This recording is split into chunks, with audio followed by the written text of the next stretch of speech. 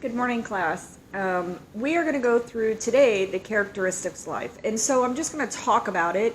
You have the PowerPoint in front of you that you can go through in the CK12 reading. So right now we're just going to go through and what does that exactly look like? So in biology, one of the things that happens is that we often talk about what characterizes something to be living. And what does that look like? So, one, we are made up of cells, and our next lesson as we move through will be what do cells actually look like? They're minute, they're really tiny, you can't see them, but we're going to go through all the different organelles that make up a cell, and you will be actually amazed on what it takes for our body to work and how these cells work together. So all living things on Earth, if it's very small or very big, are made up of one cell, which is called unicellular. Uni is one cell, or multicellular, which humans are multicellular. So we are made up of many different cells that come together and have many different functions. And so we are going to continue to talk about. One of the things is, are they able to reproduce?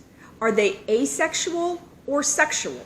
So asexual means it doesn't require a partner, like budding, or you can do that. You don't need something else to help you. For humans, we are sexual. So we need, for us, a male that comes with the sperm and then a female.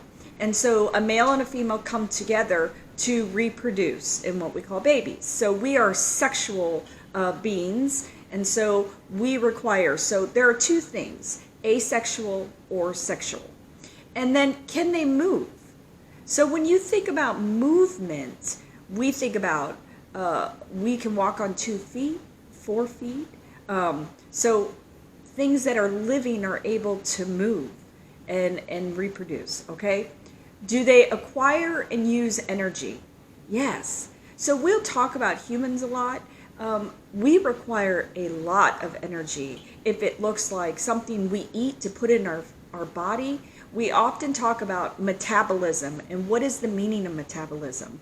Well, metabolism, we often think about is what do we put in and we digest, and what is our stomach, and that is metabolism. But actually, metabolism are all the chemical reactions that happen in your body. If it's very small, what's happening within the cell, so you will become familiar with what we call ATP.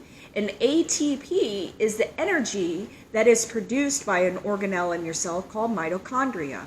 And that actually kickstarts chemical reactions within the cell. So yes, you could think about, we often, when we start to talk about and dive into the different macromolecules, carbohydrates, proteins, lipids, and nucleic acids, which is a part of your DNA, carbohydrates need and are needed by ATP in order to use energy in order to help with chemical reactions. And so we start to dive into that, which is really interesting. So the next thing, does it grow and develop? So do things get bigger, and do they develop into something bigger? Okay, so when you think about that, you can often think, well, when a baby's born, over time, you know, with the right nutrients, it grows and it develops into a bigger adult, right? So you're growing from a baby to an adult. If you have puppies or cats, the same thing. They start small and over time they develop into something bigger. Also, you kind of looked at the next thing is levels of organization, right? You have cells, which start out, right? We talked about you could be unicellular or multicellular. So for multicellular, levels of organization come from, well, you start with the cell. Cells come together to make tissues.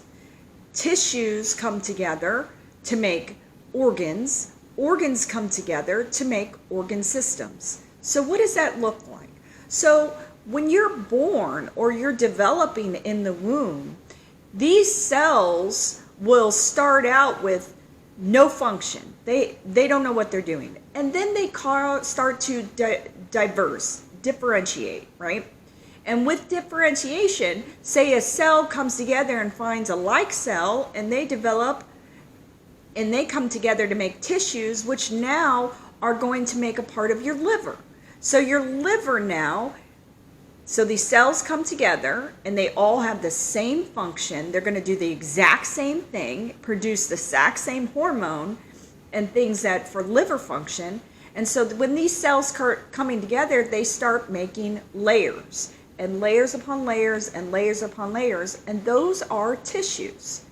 And when you have multiple tissue layers that are coming together, they come together to make an organ, such as liver. So now you have an organ, right? So what does this organ do? Well, the organ can't survive on its own. So the liver has a very interesting function. The liver actually will come together to help multiple digestive systems or different systems, so that it can help the digestive system. It helps metabolize different things. So like the stomach. So those cells came together like-minded, made multiple layers, and when they made multiple layers of tissue, then they came together and they created the stomach. And the stomach now is an organ, which is a part of the digestive system. And so this system, which is now the organ system, you have multiple organs now that have come together to make a system up. And so you have levels of organization. Can one system survive without the other? No, it can't. Okay? They all work together. So multiple systems, if you have the endocrine system, which is your hormones, the neurological system, which is all the nerves in your body, your brain, your spine, the digestive system, the urinary system. So you have all these systems that come together and they all work together. So there is no one system that can survive without the other. So we are complicated homeostasis species, the human body is. So, but how does this all develop? Well, we're still going to go back and talk about nucleic acids, which make up DNA. And so you have these, so we all carry genetic information. And from genetic information, our DNA, deoxyribonucleic acid, is that they come together and they start telling the cell and producing this system and this information to tell how the cells what they need to do and what they need to reproduce. It is the makeup of who each of us are, from our hair color to our eye color, how tall we're going to be, how short we're going to be, because, I'm kind of short. I'm only 5'4", but it gives us our basic information on what we're going to grow and develop into. So we actually share DNA. 98% of our DNA is the exact same as chimpanzees. So we all have a cycle and a circle that we create with everything biological here on Earth. So our genetic information is our basic, and we will learn this towards the end of the term. We'll start to dive into what is genetic information and what does that look like, but it is the basic. And those of you that have had me for health and wellness should well know how we respond to our environment, our stimulus, which creates homeostasis, right? So homeostasis is a balance within our body, right?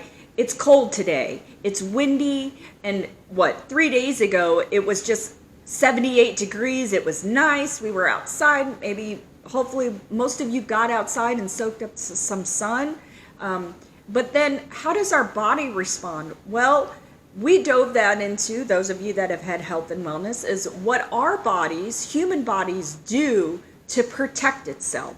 So homeostasis is the stable and internal environment to survive. Your body works hard for survival. All it wants to do is, what can it do to survive?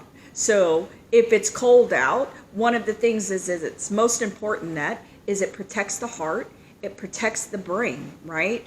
And it protects the vital organs that are needed. So your body temperature at 98.6 needs to be protected. So for a lot of people, what are the first things that get cold? Well, your hands get cold, your feet get cold, and then it moves up. And what it's doing is the body saying, okay, well, it's really cold outside. So now we need to pull that blood in and make sure that while it's circulating, it's keeping these vital organs warm at 98.6. And so it is really working hard, not just on that, but everything that comes into the body, everything that you encounter, it works really hard to keep a really stable environment. So if something gets too high or something gets too low, it actually works to bring that back. So your body sits on a kind of like a teeter-totter, right? Remember the teeter-totter? It goes like this all the time,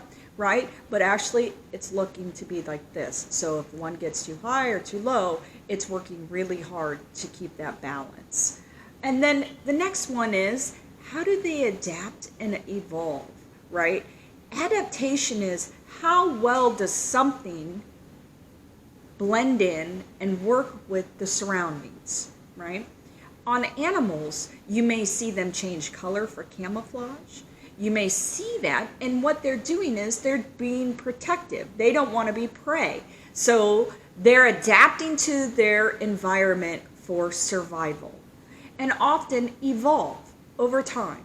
Now, I know evolve is a very odd word, right? But we can go back to what we're dealing with is in this unprecedented time, right? We're dealing with a virus, something we can't see, we can't touch, but you are inundated with millions of viruses every day. And just a very small percentage of them, called pathogens, actually cause human disease. And what we're seeing with COVID-19, which is the virus, and also called the coronavirus because it's a part of the corona family, which we see in MERS or SARS, which are previous viruses that have caused problems. And what viruses do is they evolve. So often what happens is, if we go back and we talk about what we're most familiar with is an influenza, every year we are asked to get vaccines. And why is that? It's because a virus is able to evolve, and it evolves or mutates, which is a word that is often intertwined with each other, and then it becomes, that vaccine may become ineffective. So viruses are the most evolving thing out there that can cause human disease. And so sometimes when we think of evolving, we can think, if you talk about humans, have humans evolved? I guess that's a debatable thing, right? We could talk about that all day. Have humans really evolved? Well, let's talk about it on a very small scale versus opinion. We have in a way evolved, right? We've evolved through technology. We've evolved. If you go back 150 years, we've evolved or gotten bigger, right? We've adapted to our environment and evolved over time. And so we've gotten taller, which the average height for a human 150 years ago was 5'5". That was normal, right? But now it's not unheard of for 5'11", 6 foot, 6'5". Shoot, we have basketball players that are hitting over 7 feet. That's massive. Hardly ever had heard of that. So when you think evolving, we're going to often talk, when we talk about DNA, we're going to talk about mutation, okay? So if you have any questions, let me know. I hope this has helped, and I will post this. Have a good day, guys, and I'll see you later this week, okay? Bye.